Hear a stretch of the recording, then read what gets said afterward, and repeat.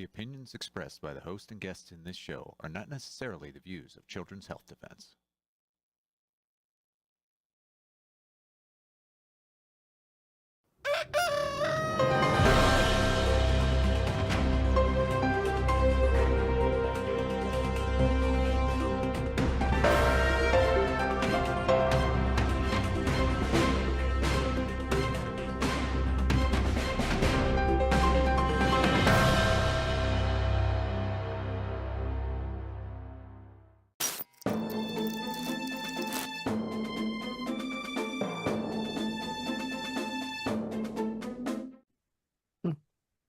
Good morning, CHD. It is Thursday, July the 3rd, 2025. We are live with Financial Rebellion on CHD TV. Good morning, Catherine. Good morning, Carolyn. Good morning, Polly. Now, we've got a fabulous guest today, Catherine. Tell us all about her. So we do have a fabulous guest. We are joined by Margaret Byfield, who is the Executive Director of American Stewards of Liberty, an organization we cannot recommend to you enough. It's doing great things to protect your property rights. And as we know, ownership of land and enjoyment of land, access to the land is at the very heart of freedom and the liberties we enjoy. And Margaret has joined us several times on Financial Rebellion. Her presence here has been remarkably popular, and I should mention she's also listed as a Solari hero. So this is somebody who's out there fighting for your rights and doing a great job, really getting things done. She's been part of a lot of successes over the last year, including the demise of natural asset companies, although we fear it will be back. And there have been several developments that have caused us to want to take a look at what's going on in what we at Solari refer to as the land grab, and what it means to you and me. And one of them is the potential sale of federal lands that was in the latest big package going through Congress. It got pulled out at the end, and my guess is Margaret was behind the scenes doing a lot of very important, effective work on that. So, Margaret, thank you so much for joining us at the Solari Report. What am I saying? It's CHD TV. You got to edit that out, Lou. And I can't thank you enough for your work. We're very excited to talk with you today, but we're going to start with showing two videos that inspired us to get very nervous about what the policies were related to federal land in America. So without further ado, Lou, if we could just roll those two videos. The first is Howard Lutnick, now Secretary of Commerce, but then co-chair of the transition team in the new administration, talking about the federal balance sheet. So, Lou, see if we could play that first.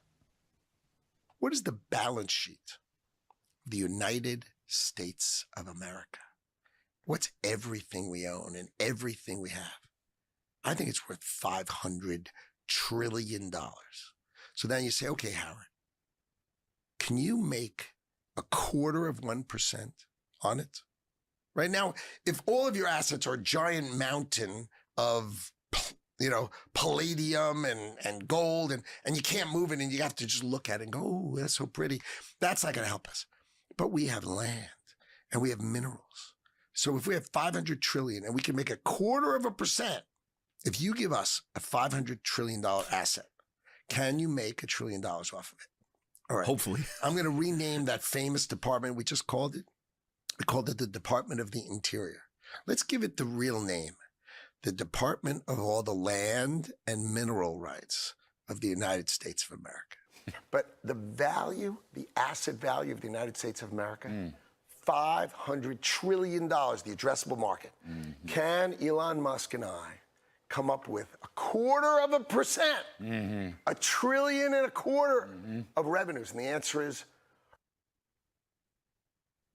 do you support multiple use on federal lands? And I think I know you do, but I want you to express it for the record. And then I want you to tell us why it's so important that we have multiple use on public lands, not just in our state, but across this country. Well, thank you, Senator Hoban. The answer is obviously yes, but this is the public lands, and particularly when we talk about aspects of BLM, this is essential to local economies, and whether that's grazing rights that were part of this, whether it's recreation opportunities and access, whether it's timber, or whether it's oil and gas and mineral production that supports local economies and supports our country. This land was put away for the benefit, the use, and the enjoyment of the American people. Not every acre of federal land is a national park or a wilderness area. Some of those areas we have to absolutely protect for their precious stuff, but the rest of it, this is America's balance sheet. And I think every American during a presidential campaign finds out and gets pounded into their head that we've got $36 trillion in debt. We got all this debt. We all this debt. Oh, Americans, you owe part of this national debt, $36 trillion. This is on you.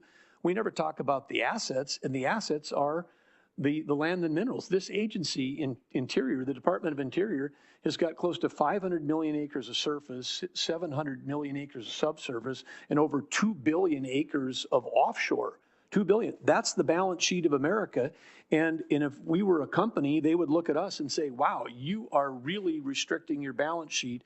And do you know what those assets are worth? We don't. I believe we ought to have a deep inventory of all the assets in America. We ought to understand what are our assets, 100 trillion, 200 trillion? We could be in great shape as a country. But then if you said, wow, if we have 200 trillion in assets just sitting there, but we restrict access, we don't cut a tree, we don't use them for recreation, and then we don't develop the minerals sustainably in a smart way, then we're getting super low return for the American people. It's our responsibility to get a return for the American people when we do that. So that was then the governor of North Dakota, Doug Burgum, who's now the Secretary of Interior. That was in his process of going through the confirmation hearings, I believe. So there were indications from the administration early on that the federal land, as we used to call it in Wall Street, was in play. So why don't we begin with Margaret explaining to us the term of the day, federal lands. Margaret? Well, good morning, all of you. And Catherine, thanks for having me back on. Love the discussion, as always, with you.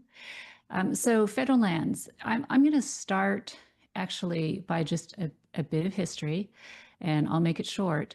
But a lot of times, I don't think most people understand how the federal lands were even created. So when we talk about federal lands, we're talking about lands owned by the federal government. Sometimes you hear the term public lands. That, in my space, I usually use public lands when you're talking about government ownership of lands in total, so local, state, and federal. But when we're talking about just federal lands, those are holdings by the federal government. Now, most of that is in the West, so 50% of the West is federalized.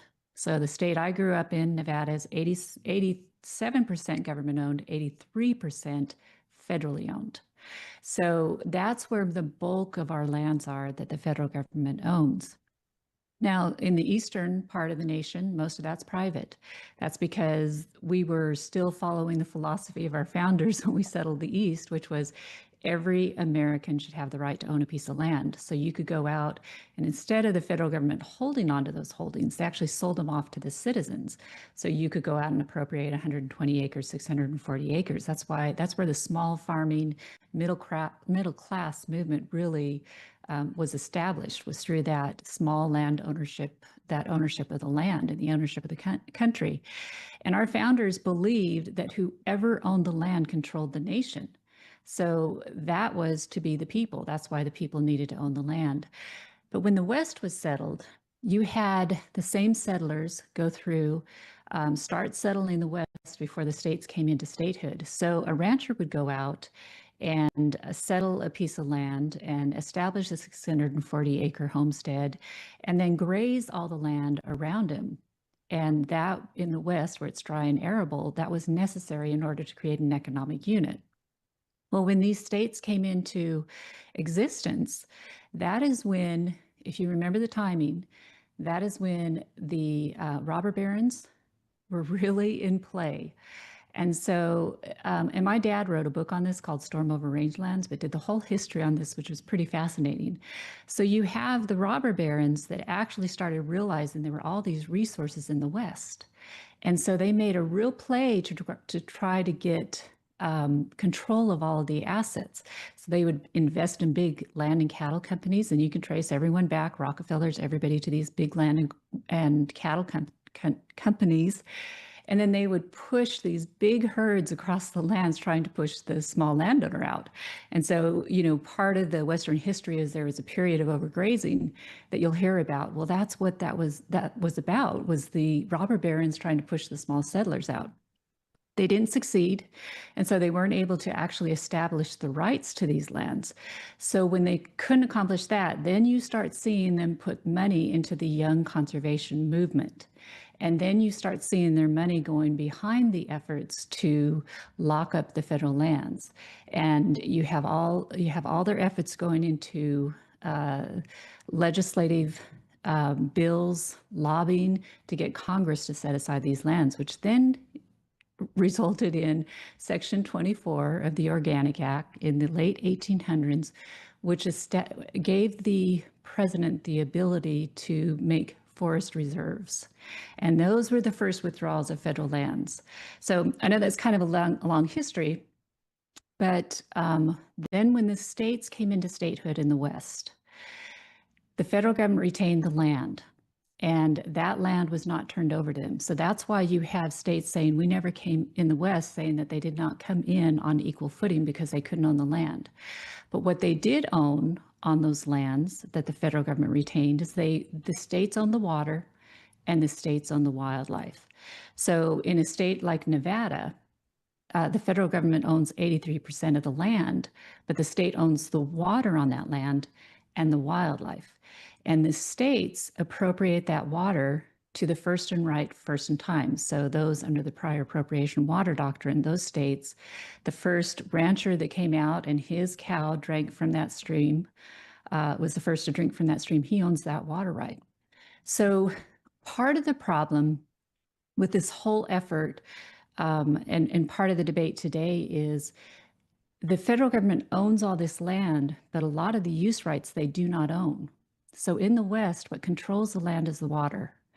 And most of that water is owned by the ranching industry.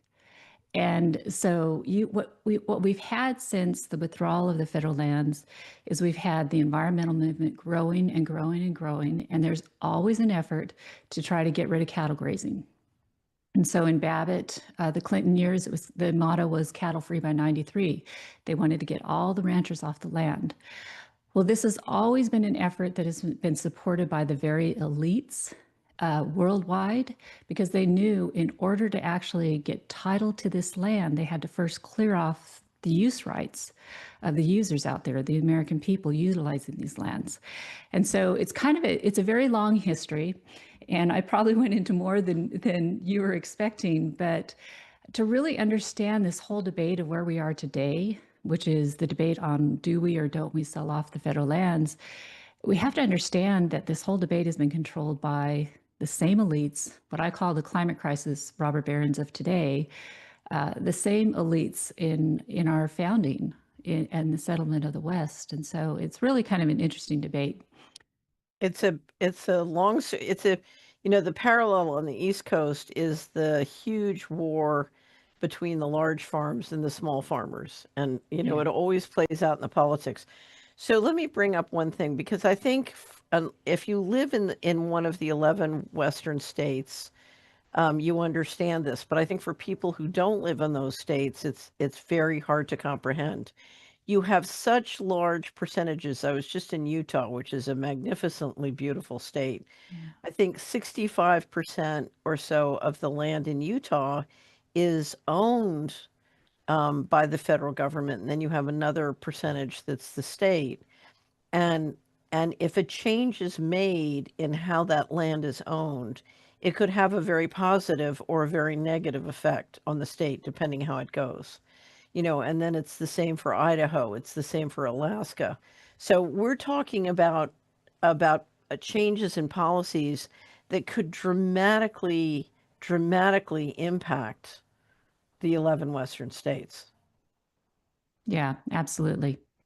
Well, and there's like one of the things that I think people don't really understand is how much of the land is really owned by the federal government in particular areas.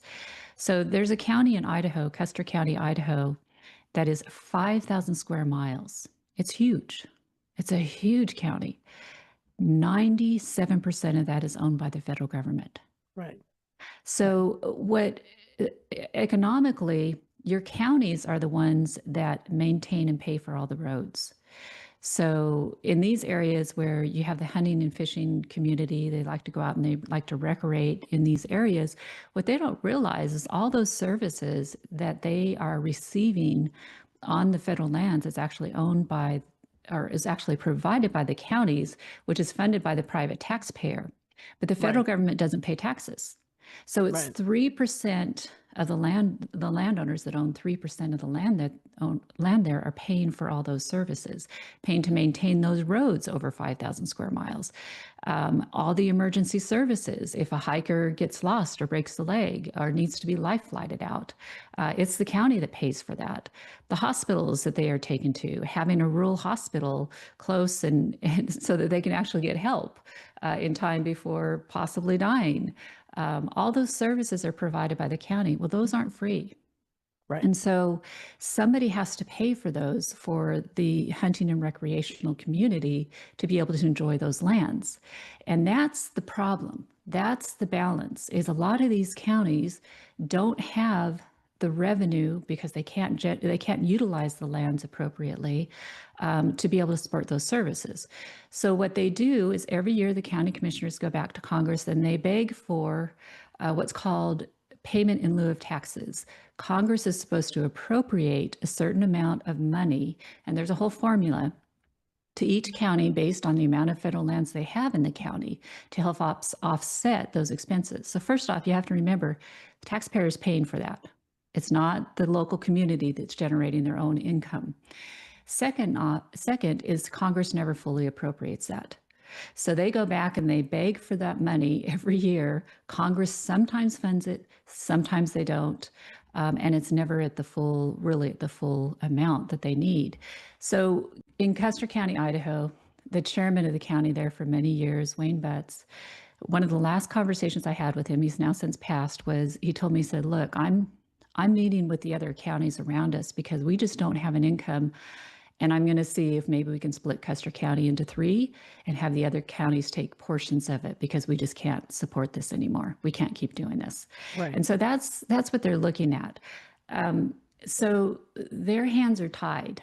And those are the places where I think it really makes sense to start thinking about, why can't there be private land in those states? Why isn't it sensible?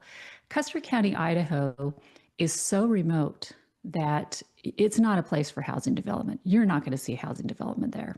That's not what's going to happen. But my concern is I'm happy to see some of that go into private hands within the state. The idea of a private equity firm in New York swapping for 1 million acres in exchange for crypto is not my idea of what I want to see happen to the Western states. No, not ours either. And, at the first of the year, end of last year, we'd actually kind of scratched out a pretty sensible approach on how this could be done, which would be much more in line with the old homesteading acts. So you would identify parcels in counties that had 50% or more of their land in federal ownership. So the purpose being, we're trying to strengthen the local economy. Second, it would be done in small parcels. So what you're really working towards is that small landowner, like let's say with the local foods movement, you have somebody who wants to provide food locally, grow a garden and sell it and produce fresh foods. So, 40 acres is what they need. I mean, that's more the kind of individual I think we're thinking about would be appropriate for this. So you do small parcels. It would be limited to one parcel. So you couldn't have a monopoly. Somebody couldn't come in and buy 5, 10, 20 and have a monopoly. It would have to be by private citizens, period. And nobody that has connections to any foreign investments. So it's for the small landowner, the private citizen. It's to strengthen the American citizen. Now, Margaret, can we Things- find a draft of this on your website? We don't have When it you- on the website, Okay. but we do have it. I'm trying to think where I posted a little bit on social media with some of the Mhm. concepts, and but we haven't actually put the actual draft up on how we kind of view this. But we can definitely pull that together and get that out, We because I could put think it it in really. the notes. We could put it after the fact in the notes to the show. Yeah. So I think this is, as this debate kind of cropped up, there was such a knee-jerk reaction to selling off the federal lands, not from this audience, because I mean, I think that the concerns that are raised here are definitely have to be addressed and are a concern. But what I found was, like on social media, the response was very emotional. People were putting up pictures of the Olympic Peninsula and saying, "Can you see a house being built here?" Well, that's never what was on the table. And so Right. it was, kind of the uninformed public had a real knee-jerk response to this. And I think that when you really think it through and you have that intellectual discussion, it makes a lot of sense. It would strengthen our economy. It would strengthen the local economies. It would strengthen the rights of individuals, of the citizens. It would increase private land ownership and decrease federal land ownership, which is necessary for us as individuals protecting and furthering liberty into the future through America. And so there's so many reasons why it makes sense, but how it is done is really, really important. Right. And what always kind of sticks in my mind, as you all know, my family filed the first federal land grazing takings case against the Forest Service and BLM in the nation. And as we were going through that, one of the things Dad said was, this whole debate over control of our resources is not about whether we're going to use our resources, it's about who. Right. Exactly. And that's the key question. Yes. And as we talk about reducing the federal land inventory, that key question is who? Who Right. to? And I think if we could do it in such a way that really protects the American people and keeps the land in the American individuals' hands, it's a different game than if we're talking about land going to BlackRock and some of these other entities that are 100% focused on gaining control, complete control of the land mass in America, because it's power. It's Right. power and money to them. So let's talk about some of the things that have been happening that have created a concern. There was a provision in this last reconciliation bill, what's called the Big Beautiful Bill, a proposal from Mike Lee of Utah for the sale of federal lands. And maybe if you could describe that, and it's now been taken out, but it gives you an idea of where the discussion has been going. Yeah, so his proposal was a very limited amount of acreage. So in the big picture, it was about 2 to 3 million acres. It was focused on areas that land. They were trying to focus it on areas that for land expansion for like around cities like Las Vegas, which you have in front of you, and there were a lot of protections in it. It certainly wasn't the protected lands that would be that like our national parks and those kind of things. Lands that had use rights on them, so a grazing right, a water right, a mineral right, could not be up for sale. And so there were a number of things in there like that, which made a lot of sense. I think the real troubling part is that because the vehicle that it was put in was reconciliation, budget reconciliation can only be for budgetary items. And how the parliamentarian can recommend that they get rescinded out of that bill is if they are at all changing policy. So it's not supposed to be for policy changes. And so putting in a protection, I think some of the protections that we would have really liked would get it kicked out of the parliamentarian would kick it out.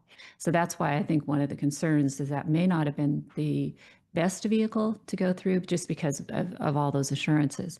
But, going back to the Las Vegas map that you had up, people probably don't even know this history, but I'd say 30, 40 years ago, Las Vegas was a postage stamp. Right. completely surrounded by federal lands. The BLM owned those lands. And so what happened was when Senator Harry Reid, the Democrat from Nevada, who eventually became majority leader, he's from that area. And so he put forward a bill to sell off the lands around Las Vegas so that Vegas could expand. And so the Democrats did the first land disposal of our federal lands, massive land disposal for housing through that bill. And so if he hadn't have done that, Las Vegas would still be a postage stamp. And my guess is the same elitist who don't want to see their favorite hunting grounds sold off probably make pretty regular pilgrimages to Las Vegas to enjoy that city, right? And they probably don't realize that it was the Democrats who were able to get all that land sold so that Las Vegas could expand as it has today. And they actually wanted to do more around Vegas. So but what I find is making a decision as to a land transfer or land change is very much a bottom-up analysis. In other words, this is not something you can discuss generically. What you're going to do outside of Las Vegas is totally different than what you're going to do in the Montana wilderness. Oh, right? yeah, absolutely. Right. So absolutely. This gets very specific very fast. Yeah. Yeah. Yeah. And the other thing is this is already allowed in law. So the Federal Land Policy and Management Act has a whole process on how you dispose of the federal lands. And if I remember the number right, you can dispose of up to 2,500 acres. The BLM can right today if you go through this process without congressional approval. So that's already the law. Congress has already approved that. And it's a pretty, the process is set forth in the law, not regulation. We're talking the actual law, the statutes. So Congress has kind of thought through this. And so that provision is already there. And we haven't seen this rush to sell lands under that. In fact, most people will tell you it takes forever to get through that process. So, the practicality of it is completely different.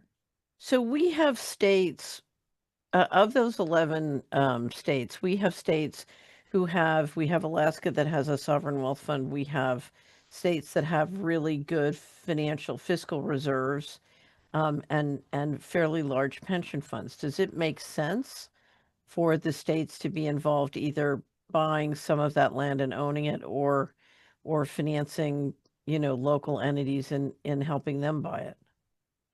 Yeah, I think most people are more comfortable with the lands going to the states and then the states deciding how that should be, distributed, whether they retain it or whether it's sold off to the people. So I think that's a more comfortable step to go through.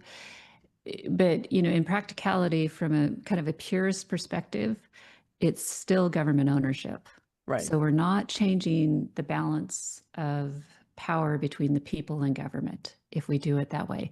But it does get it closer to the people. So Margaret, can you explain what the Bureau of Land Management, you've been using the term BLM, are they really powerful and where do they fit in? What government cabinet agency are they within? That's a good point. So it's Bureau of Land Management, and they manage most of the federal lands. There's two agencies that really manage our federal lands: the Bureau of Land Management under the Department of the Interior, and then the U.S. Forest Service under the USDA. And that between those two entities, they own the most land. Or I should say, they manage. The federal government owns the land. They're the agencies that manage those lands. And what they're supposed to do in both the Forest Service and the BLM, particularly the Bureau of Land Management under the Federal Land Policy and Management Act, is all those lands they are supposed to manage for their multiple uses. In other words, when the federal government retained those lands, Congress passed laws that said these lands will be used and managed for their multiple uses, meaning since grazing rights were already established, that was to be preserved. Mineral rights, most of the mineral rights had already been claimed by that time, and so those were to be preserved. Timber cutting timber on the lands was supposed to happen, and recreation was supposed to happen. So how Congress wrote particularly the Federal Land Policy and Management Act, which the BLM manages, and so they carry that out, is Congress said on these lands, all these multiple uses are to continue simultaneously. And the job of the Bureau of Land Management is to manage those uses and manage the lands in such a way that you can have grazing on a parcel, and a mine could open a mine on that same parcel, and hunters and recreationists can go out and they can hunt on that land. And if there's, timber production, that can occur on that land, and it all happens simultaneously. That's what the role of the Bureau of Land Management is supposed to be. And if you have those use rights and the resources being utilized in that way, that puts money into the local economy. So now your economies are strong. Now they can pay for their roads, their schools, and all of that. But what has happened for the last 100 years is the environmental community has been running all of those industries off the lands. And what we saw happen during the Biden administration is they actually changed the regulations on how these lands were managed, so that what they did was they said now they're going to be managed for conservation. And they designated conservation as one of these multiple uses. And wherever they designated a parcel of land and gave a conservation lease to an environmental organization, then that land could only be used for conservation, and your grazing, mining, everything else would be eliminated from those lands.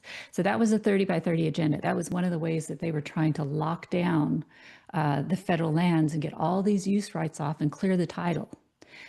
So that the water was no longer owned by the rancher, the mineral rights were no longer owned by the mining entity. And so that was the play by using the regulations on those lands that were supposed to be multiple use. That regulation is still in place. That's still law right today. But I have heard from inside Department of Interior that is going away, and they're going to get it back to actual multiple use.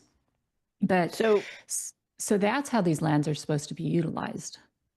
So in 2018, the U.S. Geological Survey was asked to do a complete survey of North America and identify all of our mineral resources. I'm assuming that includes on the federal lands. And I don't know that, so it started in the Trump administration. I don't know if it continued through Biden. What I do know is there is tremendous pressure in industry as the tariffs and other changes happen in the trading system globally. Instead of sourcing, for example, rare earth minerals in China, source them domestically. And so you literally have the national security state moving to say, okay, I think of it sort of like a heat-seeking missile. Where do we have natural resources that fit these different demands that we have, and how can we, on an accelerated basis, begin to find them and mine them locally? And I think that's one of the overlays on this conversation, is, and when you have the military identifying and saying, okay, we want this from this area, then you're not going to have a state or local area that's going to say no. Correct? Correct. So let me give you an actual case that's going on right now, which will hopefully kind of show you guys and your audience what the real problem is. So we listened to the clip of Secretary Burgum saying we need to be utilizing this land, which they talk about and describe as part of the balance sheet, which we really ought to get into and really and talk about what that all means. But so here he's taking that position. There is a mine in Otero County, New Mexico, which I think Otero County is about 80% federally owned. This mine has been trying to get opened up. It's an ore mine that has about 17 of these critical minerals that we need for national security. It's been trying to open for 6 years. It's done all the clearance. The only thing it's waiting for is approval from the Bureau of Land Management to use about 75 feet of a road that goes on BLM land. They have the right of way. They actually, in their patent, it says that they have the right to access that mine. But the BLM is holding up, giving them permission to run about 75 feet on the federal lands. They've been holding that up for 6 years.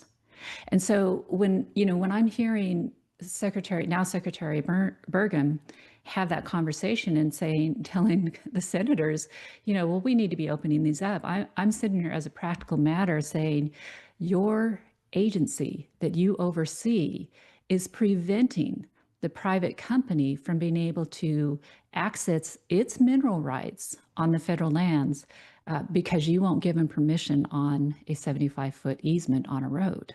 That's the problem. And that's where people don't really realize how Americans are strangled. And these rural communities are strangled because everything that the rural communities need to get done takes permission from the federal government, unlike on private lands. And so that's why I kind of, on one hand, I'm thinking, okay, if you really think we need to be developing our own critical minerals, we can do that. But all of our regulatory restrictions are what's strangling our production in America. Now, it's interesting when that would happen, the equivalent of that would happen at HUD when I was there. You would really have to dig to find out who would put the hold on that and why the bureaucracy couldn't undo the hold. There had to be a political intervention, and it was, that was the secret. Could you dig out the real hold and where it came from? Yeah, that's a very good question. I've had conversations at Department of Interior twice on this, and my last conversation, I think they'll probably get to the bottom of this. But it's the La Cruz's office in the Bureau of Land Management in New Mexico seems to be where the hold is. But you're right. Why is that hold there? In that office, who's the regional? What's the region now? Who's the head of the region? See, and this is a problem with Department of Interior, is we have not seen yet, we're 6 months into the term, the Biden personnel is still in place. Mm-hmm. So we haven't seen a changeover of personnel. I know I was talking to commissioners in Colorado just a couple days ago, and they made that point. The BLM state director is still a Biden appointee who has completely the opposite agenda of the Trump administration. And so I know we've seen in some of the agencies, like the State Department and some other places, we've seen a real good house cleaning where we get the people holding those philosophies out of those powerful positions. We have not seen that happen at the Department of Interior yet. And we would like to see that happen. Okay. Before I move on, I want to ask you, we went through a process last year where the natural asset companies were stopped. And after that, something called the Sustains Act popped up. And my question, before we turn to conservation easements, which I want to talk about, have either one of those reappeared again? Well, the Sustains Act is law. So what? That actually... Oh, yes. The Sustains Act was passed in the appropriations bill for FY 2023 under the Democrat leadership. However, the Sustains Act is a Republican bill. So it was something that was negotiated into that appropriations bill by G.T. Thompson, who is the chairman of agriculture. And this is one of his pieces. He is very pro carbon credits and developing that carbon market, and he saw this as the way to do it. So that, unfortunately, that got passed when the Democrats were in power, and so it is law. But that new regulation that came out from I think it was from the USDA or Ag on the natural processes and the ownership and regulation and management of natural processes on the land, didn't that come out last year? Well, they under the Biden administration, they started developing those regulations or policies. Right. They did a request for information, and so people could make comments on it, and that's where they were in the process. My understanding is all that's been put on hold. So nothing, the policy /or however they're going to do it, regulation has not been moved forward yet. And so I've actually had conversations inside USDA about our concerns with the Sustains Act and how, what the secretary can do in order to minimize the impact on landowners, because it's problematic because it is law. So USDA now has to implement it, but how they implement it can either be very harmful to the landowner or very helpful to the landowner. Right.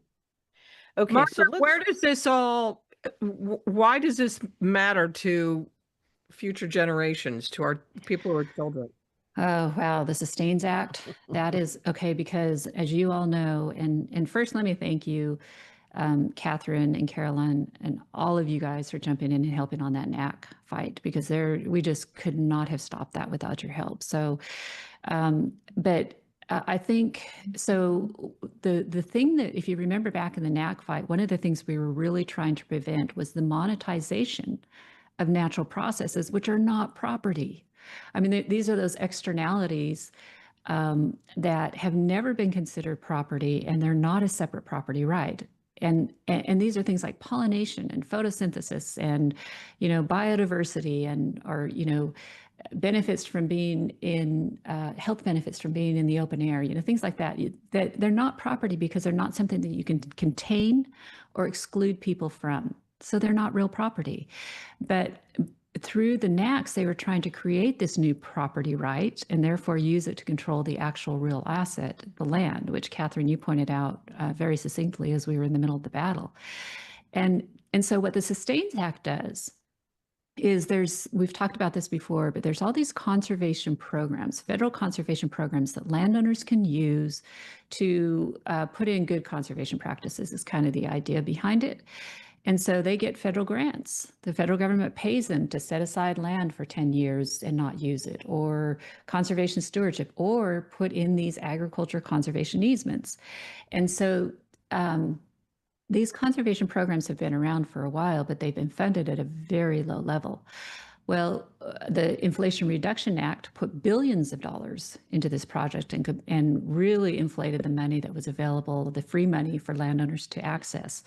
And that then creates a federal nexus on the land because it's federal money. You have federal funding tied to your private property. Now there's other laws that are going to be triggered where they can control that land. So that's problematic. But then what the Sustains Act did was the Sustains Act allowed private entities, so a BlackRock, or any of these other entities that we have real concerns about, could put funding into these conservation programs that then go on to the private landowners, that the private landowner puts on their land and takes that money. And now one of their partners is going to be BlackRock. And what the Sustains Act does is it actually says that the contributing entity, so that would be the private entity that contributes those funds, can then prescribe to the secretary how much of the environmental services they now own on that private landowner's parcel. So those environmental services are those natural processes that they were trying to monetize under the NACs, the pollination, photosynthesis, those things that are not property. And so they put the private money in, the contract goes on the private landowner's land, then they tell the secretary how much of those environmental services they now own on the private property, and then the landowner is noticed as to how much is owned on their property. That's the way that the act is written, which is very troubling. Couple things that we have advocated to USDA is if they put forward a policy or rule, is first off, put in a provision that the landowner has to be notified of that potential ownership of those environmental services and have the ability to consent or reject that. And then second, that no foreign ownership, no foreign funding can go into those private, can be contributed into that. So there's a number of things that we think the secretary can do that she has discretion to do under that law that would protect the landowner. But ultimately, that law needs to be rescinded. And Representative Harriet Hagman has a bill to do that. And that is something that, if we can get more people to co-sign that, that would be very, very helpful. That is something we really need to get done. What a great talk about, there's some people in Congress who just are remarkable and get a huge amount done. And without them, I can't imagine, and Hagman's absolutely one of those. Absolutely. So let's turn to conservation easement, because conservation easement was something I knew very little about until I discovered that it was one of the great political wars of Tennessee. Yeah. And in fact, we just published Senator Nicely's, did a podcast, Over the Mountain podcast, on conservation easement, and it's quite good. And for someone like me, it's wonderful because you start to understand what the issues are. He makes it very, very understandable and fun to understand about. And of course, as you know, he just passed and we're still mourning him here. But, and it's wonderful at least to hear his voice by going to the podcast. But of course, the time I really came to understand what the important part of the fight about was, I was sitting outside at the Tennessee Capitol talking to one of the legislators, and he described what happened when he proposed to the bankers that the easements should not be allowed to run in perpetuity. They should be limited to 15 years. And the bankers went absolutely apoplectic, but they couldn't explain why that was wrong. Oh, wow. Anyway, and I do know that Congresswoman Hegman and one of her colleagues have sponsored a bill to stop the perpetual nature of these things. So tell us a little bit about what is the controversy over conservation easements? Why is it happening? Why is the perpetual nature of them? Why does that need to be changed? Yeah, the conservation easement, again, is about control. I mean, it's the same entities that push the conservation easements. And so it gets back to that same question. It's another tool to control land use. And ultimately, and if you control it, then you really own it. And that's one of the reasons why what we've said about conservation easements is that it really, once an easement goes on the land, it's no longer private property, because the control of the land, in other words, the decision on how that land is going to be used, is no longer made by the landowner. It's now made by the land trust, or whoever holds that conservation easement, which is either going to be a government or a land trust. And so that's the first thing, is people need to understand that if they put these on their property, it's no longer private property. They no longer, they pay the taxes and they have the title, but they no longer control the use on that land. Second thing is, it's in perpetuity. So when they sign a conservation easement contract, the financial part of this is they're selling their development rights. So they're saying that, like, the Nature Conservancy now owns the right to develop that land, and they no longer have that as the landowner. They're selling the development rights. And so there's this long contract that the landowner has to sign, which is full of restrictions, because they are self-restricting themselves. So they're saying, we will never build another home on this property. Or if they do want to build another home, they have to decide at the point of signing that contract where that would be and how many they would potentially build. And that reduces what they're going to get out of that contract, because it would increase that value. You have a great case. You have a great case study on your website, because it's you don't understand these things until you start to hear what's been happening to people, particularly as inflation is biting them and they need to generate the revenues to pay the property taxes and maintenance. But you have a great story about one property owner who negotiated for a long period of time to do a festival on their land, and then the people who controlled the easement said no. Exactly. Which is, if you look at that particular case study, you can't fathom why they would say no. It's such a great thing to do. Yeah. And that's a pretty typical story of people, the small landowners who get involved in these conservation easements. If they get into it because financially they're already struggling, it's a death sentence to put that conservation easement on their land, because they can never generate more income off that property. In other words, when they sign that contract, all activities on that land are now frozen. You can continue to do what you're doing on that land, but no more. And and if it's in perpetuity, if it's in perpetuity, forever, yeah. If it's in perpetuity, your heirs, the children that you want to leave your property to, are completely hamstrung, and they don't get anything from the easement because the parent already got the tax benefit or whatever. Right. And, 20 years later, they can't do with the land what they want. Yeah, I tell people that if we had these 100 years ago, anybody who put a conservation easement on their land would still be farming their property today with horse and buggy. They'd still have to do it that way. Because the way that the easements are done, you can't keep up with technology. So you can repair a fence, but you can't put a new fence in unless you had the foresight to write that into your contract of what your descendants are going to want to do with that land in 100 years. It's forever. It makes no rational sense to do this. So I want to bring up children because, in fact, if you look at a history of family wealth, the thing that protects and preserves family wealth and, which is essential to supporting the children, whether it's to help them get started in life, to go to college, whatever, is land, is family land and ownership of family land.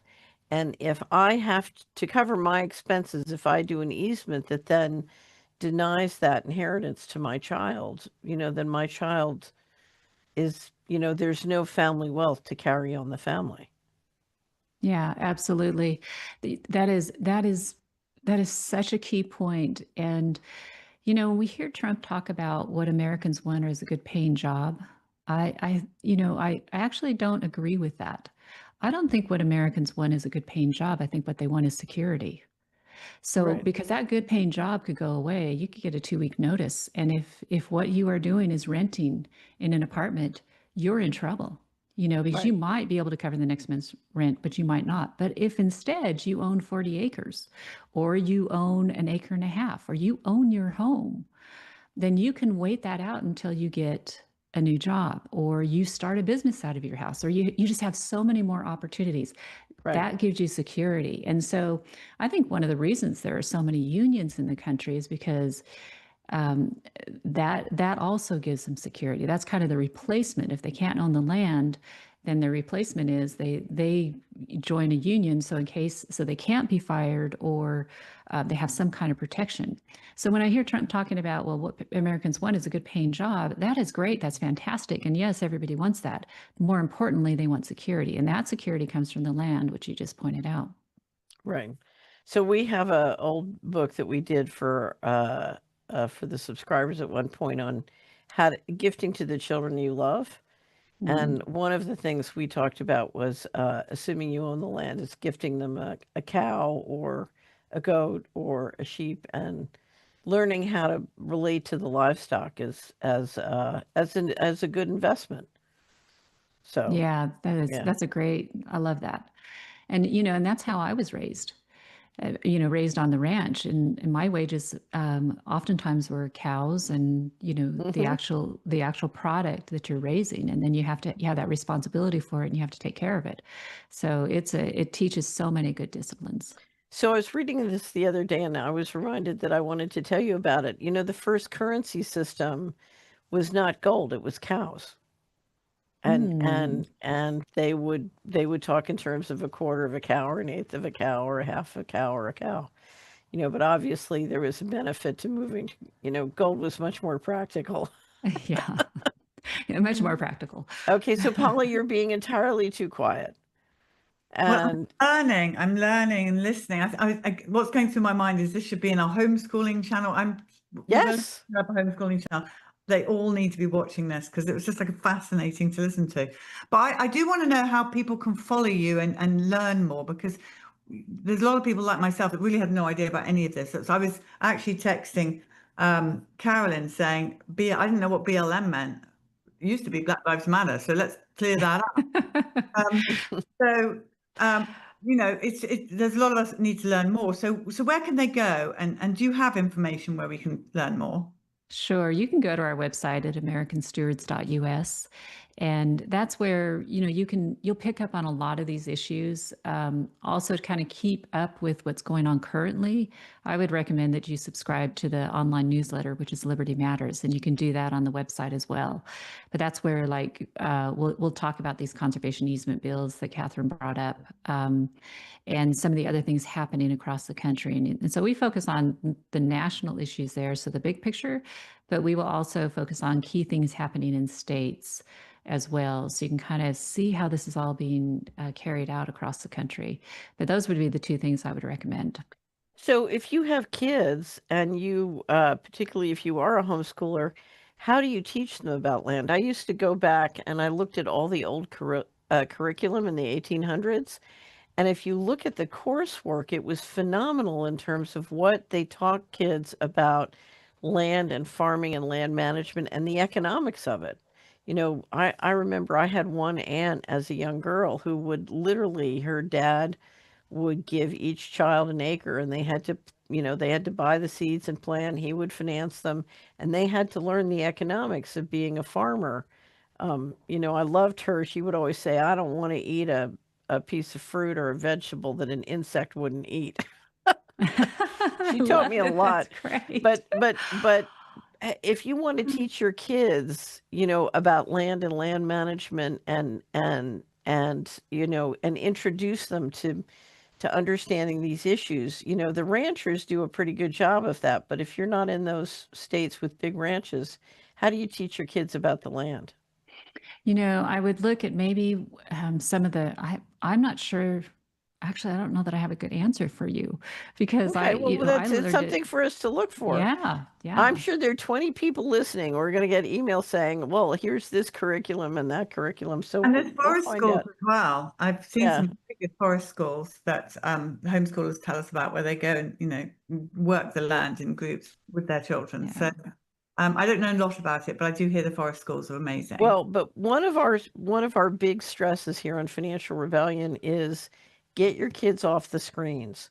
So I saw a presentation the other day that said Gen Z, if you take their time, they spend 100 the equivalent of 100 days a year sleeping, but 109 days a year on their screens. And one of my solutions to that is get the kids outdoors and keep them outdoors. And I would say the federal lands are one of the great places to do that. Yeah, and I think another thing is the Future Farmers of America program. So a lot of high schools offer that program where you can go out and that's exactly what they do, is they get you involved in agriculture. It's called Future Farmers of America. Future Farmers of America. Yeah, and there's, you know, I think you have to look at it program by program, but I know there's some that I've actually attended, you know, and met with some of the high schoolers and they're learning incredible stuff, but they're raising animals, they're learning land management practices, and it's a really good program. So that would definitely be one for the high schoolers. Oh, wonderful. Okay. Well, thank you, Margaret, so much for that. I do felt like I was in a really good lecture at school. It was great.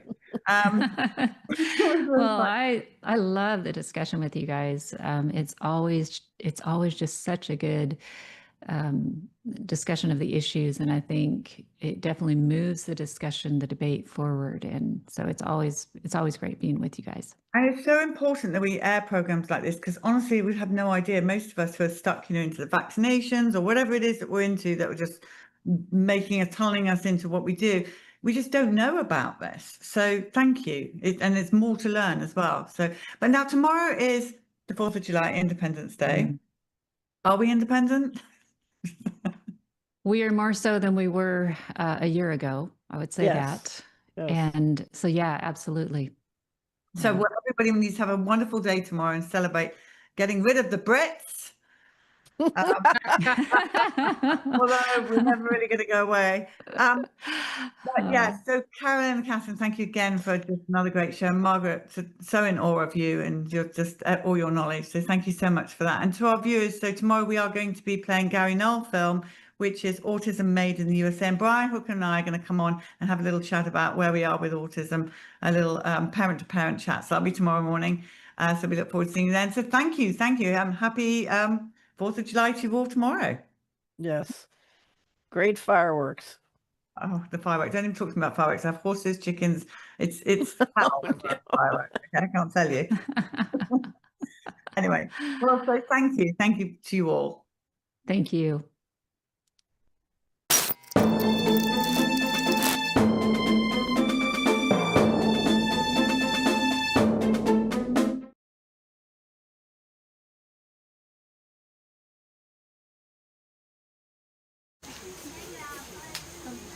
Okay, we are live with this family.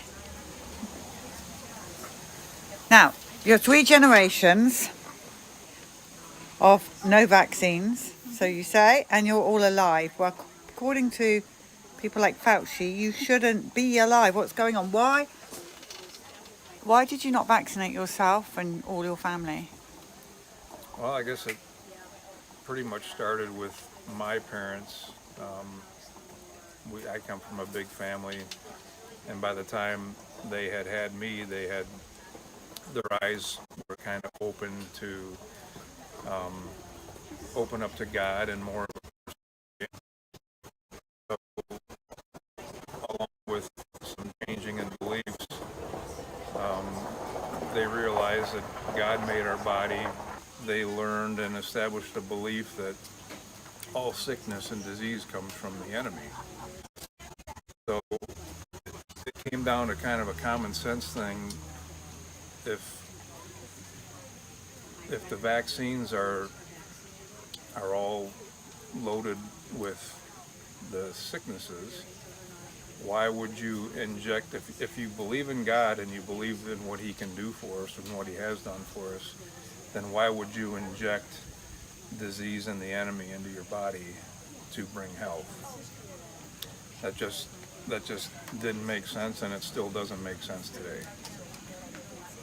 So you guys decided that's it. How many children have you got? We have 8. 8 children, Yeah. all completely unvaccinated. Yeah. Well, I met him with a daughter that when before I met him, I had been married before. She was 2 when I met him, and that's where I learned about it. So actually the 30-year-old Yes. had been vaccinated. So I've So seen both sides. So the oldest is vaccinated. Yeah. But all of our children together Yeah. are not. Right. And can you see the difference? Oh yeah. I was there for when my oldest was born, all the sicknesses that she got from the vaccine. And then of course all my children, they were, like if they got something, it was over. They didn't linger, it wasn't horrible, it wasn't terrible, you know. So this is your daughter, Yes. and where are you in line? I am the second oldest. Well, first Second oldest. of them. And how ill have you been? Have you been on death's door? No, not as a child. I was super healthy, and we got colds, and that was it. We got the chicken pox. What, you really got the chicken pox? Yes.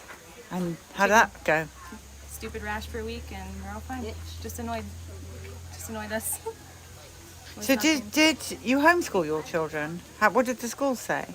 Yes, we homeschooled. Now, I went to public schools as a child, and they of course had their fits and said that you can't come to school without being vaccinated. And my parents did well to know their rights, and they informed them that yeah, we do have exemptions, and we're not going to get them vaccinated. And there was a little bit of a fight, but so I went to public schools my entire life, and we did fine with that. And now you married into this family. Yes, I am. And how did you feel when you heard about them being anti-vax? Well, I was fine with it. I was vaccinated as a child. My parents were teenage parents, and they didn't know any better, so I got my childhood shots. But majority of the rest of my siblings, I'm the oldest of 8. Majority of my siblings haven't been vaccinated either. So once they found out the truth and saw things firsthand with other friends, and kind of along the same lines as what he said, if God created us and our immune systems and everything, and the enemy is evil, why are we injecting evilness into our bodies in hope to fight evil? It just doesn't really make sense. So I mean, when I married into this, I was just happy to see a family that had figured that out generations before my family, and see the fruit of it, and everybody being healthy and fine. And now you guys have got, you're sitting like wide apart from each other, but you guys have got how many children? We have 4 children together. And are they totally unvaccinated? Yes. Even vitamin K? No vitamin No K? vitamin K. We actually had our babies at home. Babies at home? You guys did really well. And their ages are? Xavier is 6, Oliver's 4, and Xander is 2, and she's 5 months. Do any of them, are they on any kind of medication? Nope. No. How much antibiotics have they had? Never any. What about allergies, asthma? Never. No allergies. Autism? Nope. ADHD, ADD? Nope. Paralysis from the waist downwards? Nope. Seriously, I mean, honestly, you can't make it up. None at all. Nothing. Nothing. I mean, they get seasonal colds like everybody else, and they're a couple days, and then they're fine. What about ear infections? They've never had an ear infection. They've never had an ear infection. I've never had an ear infection. That's the one thing that I did see with the vaccinated. With the one vaccinated daughter? All the time, ear infections. So, let's try and sort this out. What is going on here then? Why are they pushing these vaccines when you guys have the same story as the vaccinated people over and over and over again? The vaccinated sick, unvaccinated healthy. There's a lot of ways you can go with that. I think recently here though, at least I can't deny in my mind, with COVID, I think they proved that they're not really concerned with health. They're more concerned with a sort of control, and I think mainly financially. I mean, this is a financial boom for many, many different areas. But yet at the same time, they never make any full positive claims that their vaccine even works. So I'm not sure how anyone can get around what I just said. I'm not sure how you can see healthcare in it. It just doesn't make any sense to think that to me. So whether that goes back 30, 40 years or not, I don't know the answer to that. I believe that there's a good chance that it does. And I know there's probably some people who sincerely believe that vaccines work. But I think those would be probably severely misinformed people. So if we're going to have this discussion, why don't we really have the discussion? Why don't we ask questions, about people who are getting vaccines and are getting sick? Oftentimes, one right after the other, but we're not asking those questions. We kind of try to avoid those kind of questions. In a bigger sense, my family, I come from a big family, so my parents, I was one of 9, so my immediate family of my parents, including grandkids and great-grandchildren, is over 100. And I would say that the large majority of that 100 are not vaxxed. We don't have any serious health conditions. No autism. None of that stuff. What about cancer? Not any of us. I can't think of one person in our family that has cancer or has had cancer. I can't think of one. So if there is one, I wouldn't know it. And by the way, I had all the childhood sicknesses. I had mumps, measles, chicken pox, whooping cough. I might be forgetting something. And they were inconvenient, uncomfortable. We never even gave them a second thought. We just wanted to know when we could go play again. It was really that simple. And so, kind of the sensational fear-mongering that everyone talks about, I really just don't understand it. I haven't seen it. It's not there. I'm not saying that other people haven't had issues. I don't know about that. But what I do know is, we went through all that stuff. It was very inconvenient, but it was never, I would never have said it was serious. And we're healthy today. So really healthy today. And it's really important, this, because people young mothers are led to believe through mainstream media their baby will die if it doesn't get a vaccine. They do tell you that. And the RSV push is coming. Yep. So thank you for speaking about this, because it's so important. And I'm presuming you go out and talk to a lot of people about this. Yeah. We've had our chats with people, and Do you have any friends? well, all two of them. Well, congratulations, guys. Seriously, you're going to get a great future ahead, all of you. Thank you. Thank you for sharing your undeniable health and happiness.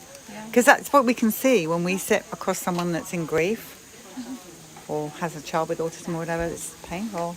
You guys are all...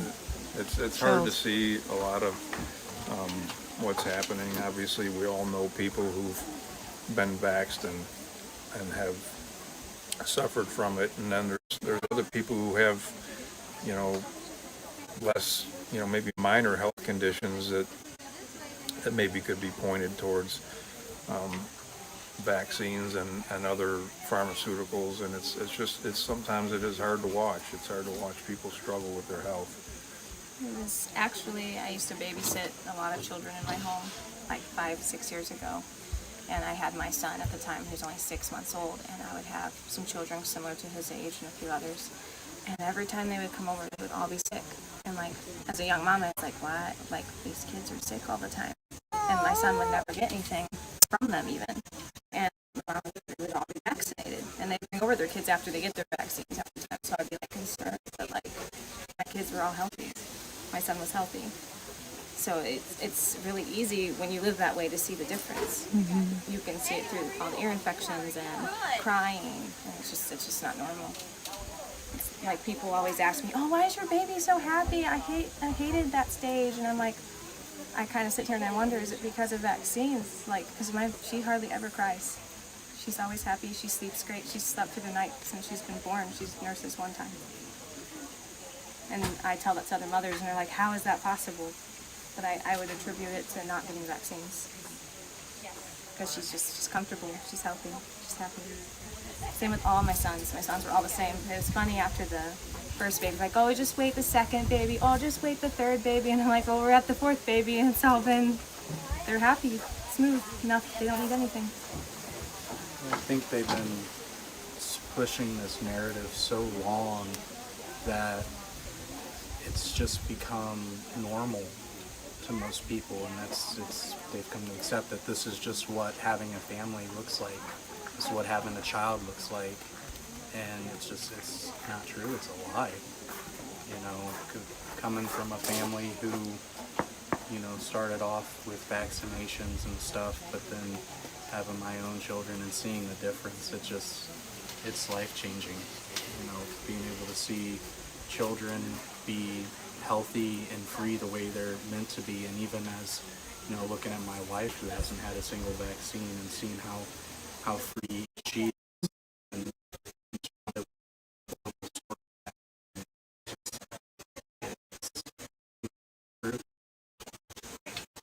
we're not just going to die. No, well, thanks to you guys, they are hearing the truth. So thank you very much. None of you can sign the bus. Not one of you.